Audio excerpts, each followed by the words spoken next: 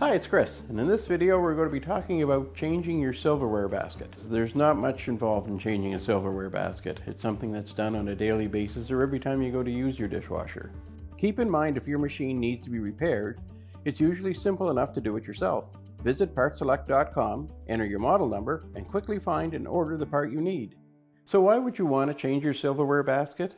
So over time the plastic will get brittle and pieces will actually start to crack and possibly even fall out. And what'll happen is you'll get some of your silverware that'll poke through a hole and drop down. And when that happens, it can actually stop a spray arm from turning. In some cases, it may be pointing right at the corner of the door.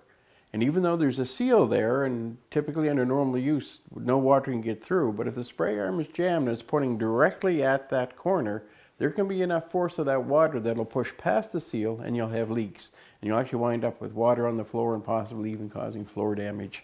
So another important reason to check your silverware basket is sometimes if there's pieces missing out of the bottom of it, a piece of silverware can actually slide down through and rest against the heating element.